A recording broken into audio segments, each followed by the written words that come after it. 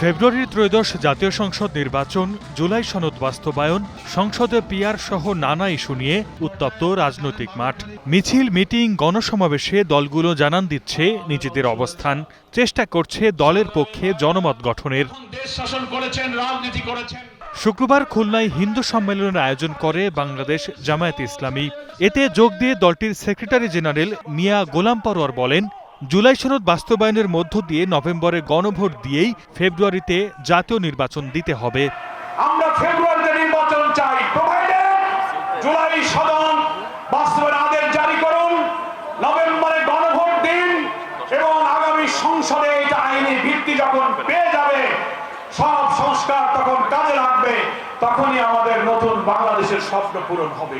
এদিকে কুমিল্লায় দলটির নায়েবে আমির সৈয়দ আব্দুল্লাহ মোহাম্মদ তাহের বলেন, জুলাই সনদে স্বাক্ষর করে বিএনপি অন্যায়ভাবে সরকারের উপর চাপ সৃষ্টি করছে। তাদের কমপক্ষে দায়িত্বটা ছিল যে সংস্কার প্রসেস শুরু হওয়ার আগেই তারা বলতো যে আমরা এই কমিশনে অ্যাটেন্ড করবো না, আমরা এটাকে বয়কট করছি।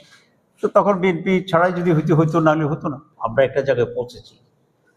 তো এখন এই কথাটি বলা আমি মনে করি তাদের দায়িত্বহীনতার পরিচয়, নতুন করে দেশে একটি রাজনৈতিক সংকট তৈরি করার অপপ্রয়াস, এবং তারা অন্যায়ভাবে এই সরকারের উপরে চাপ সৃষ্টি করছে।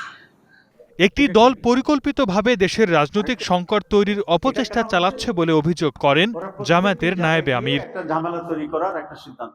সর্দার মোহাম্মদ আরিফ, স্টার নিউজ। আমাদের যে লোকগুলো আছে